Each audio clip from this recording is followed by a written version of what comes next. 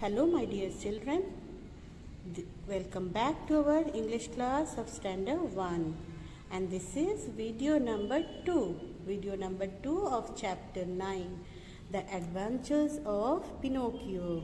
So my dear students, today we are going to read the chapter, okay? So go and take out your book. So this is chapter number 9, The Adventures of Pinocchio, okay? Now turn the page and come to this page. Now this is a story about a little boy who was made up of wood. Okay, so let's start. Once upon a time, a little old man named Geppetto got a piece of wood. He decided to make a puppet out of it and call it Pinocchio. What happened? Once upon a time there was an old man. And what was the name of that old man? Geppetto.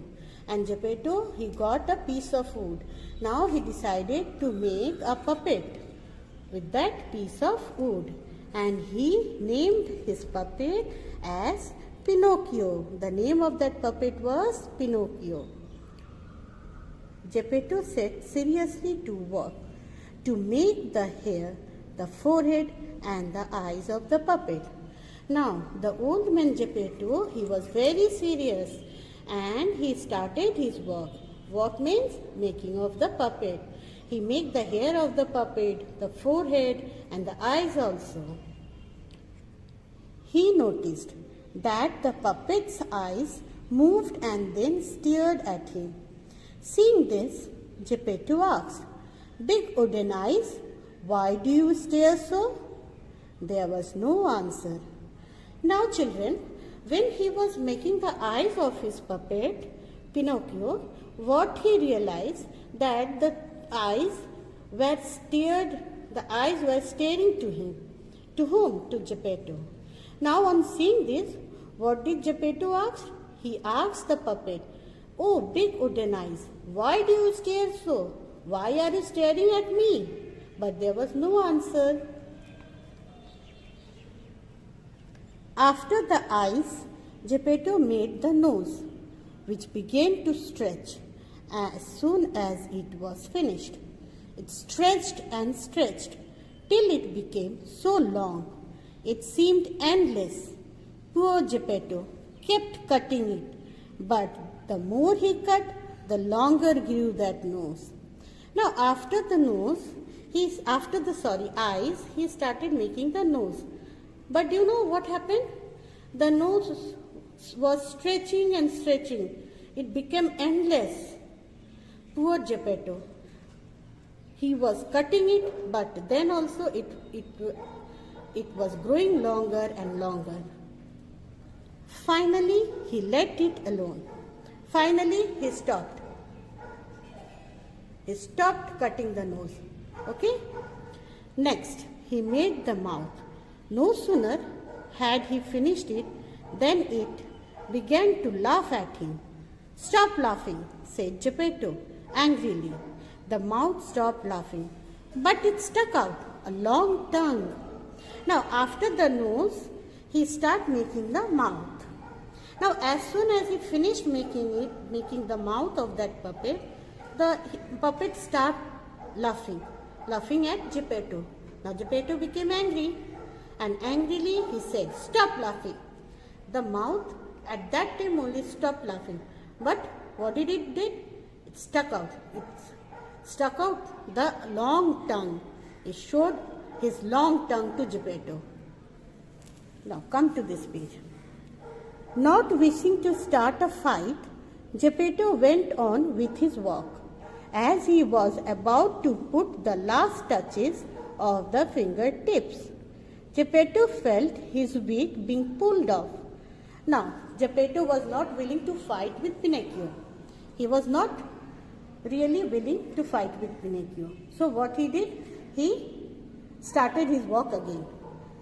As he was making the fingertips, as he was at the last touch of his work, and that is the making of the fingertips, he realized that his wig being pulled off. Someone pulled off his wig. Okay. Pinocchio, give me my wig, he ordered. But instead of giving it back, Pinocchio had to put it on his own head, which almost disappeared in it.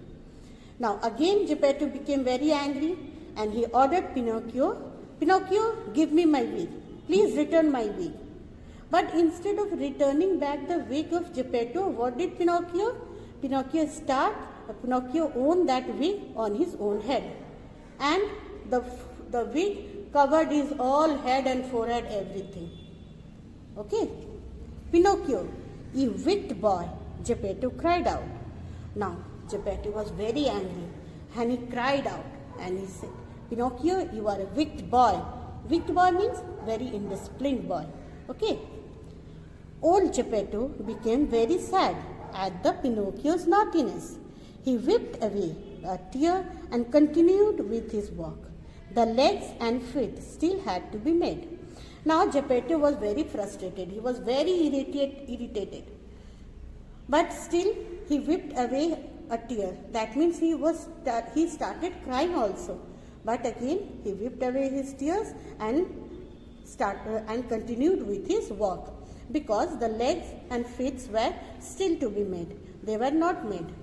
Now he started continuing his work.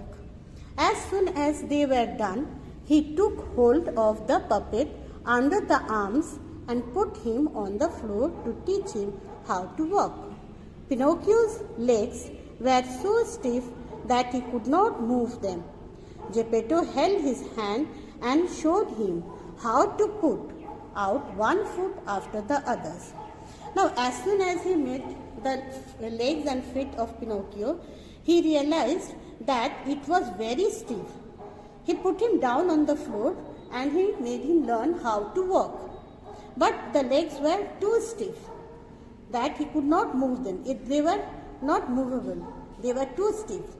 Geppetto held his hand and showed him. Now Geppetto made him learn how to walk one foot after the other. Okay, turn the page. When Pinocchio had learned to walk by himself, he ran all round the room. He came to the open door and with one leap he was out into the street. Now children, have you noticed when small baby they start walking, what they are doing? Just when they are seeing that the doors and gates are open, they just go out of the house, isn't it? In the same way, when Pinocchio learned to walk, he ran all over the room. And when he finds that the doors are open, he, with one leap, he was out in the street. Away he ran. Poor Geppetto ran after him, but he was unable to catch him, for Pinocchio ran in leaps and bounds. Now, when he was running on the road, Geppetto was also running behind him, but Geppetto was unable to catch Pinocchio because Pinocchio was running very fast, very quickly. Leaps and bounds means very quickly. His two wooden feet, as they beat on the stones of the street, made as much noise as 20 people walking with wooden shoes. What fun it was! Now, Pinocchio was made up of wood, na? So, when he was running on the street, his two wooden feet, they were making noise. Okay? And the sound was coming as 20 people walking on the road with wooden shoes. And the sound that was coming from Pinocchio's feet while he was running on the road, it seems that 20 people were walking with wooden shoes. Geppetto loved Pinocchio a lot. He stole his coat to send Pinocchio to school, but he was a naughty boy. He left school with his friends to join the circus. He faced many troubles during his journey and was always helped by a fairy called the Blue Fairy. Soon he began to miss Geppetto. After doing all this rubbish thing also, Geppetto loved Pinocchio a lot. And he wanted Pinocchio to go to school, and for that reason he sold his coat also. But as we all know, Pinocchio was a naughty boy. He left the school with his friends and he joined the circus. And when he joined the circus, he faced many troubles, many problems during his journey. But he was always helped by a fairy. And what was the name of that fairy? The Blue Fairy. And when he was facing the troubles, the problems during his journey, when he was in the circus, he began to miss Geppetto. That time he realized that what Geppetto was for him. Okay? Upon searching for him, Pinocchio heard that Geppetto had been eaten by a huge whale. When he went to find the whale, he too was swallowed by it. Fortunately, Pinocchio found Geppetto living inside the whale's stomach. Together, they made a plan to come out of the stomach. They began tickling the whale's stomach. The whale sneezed and threw Pinocchio and Geppetto out. Now he started searching Geppetto. Where is Geppetto? Because he was missing Geppetto now. He heard that Geppetto was eaten by a huge whale. Now he went to find that whale. At that time, what happened? When he was finding that whale, he was also swallowed by it. He got that whale, and that whale also swallowed Pinocchio too. And when he was in the stomach of that whale, he found Geppetto there. Now, both of them made a plan how to come out from the whale's stomach. Now, what they began to do? They started tickling the whale's stomach. Okay. Now, as they started tickling the whale's stomach, the whale started sneezing. And as he sneezed, he threw both Pinocchio and Geppetto out of the stomach.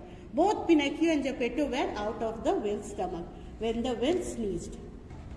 On seeing Pinocchio's bravery, the Blue Fairy was very happy. She turned Pinocchio into a real flesh and blood boy. From that day, Pinocchio became a good boy and never missed school again. Now, on seeing all these bravery acts done by Pinocchio, remember that Blue Fairy who always helped Pinocchio when he was in trouble? She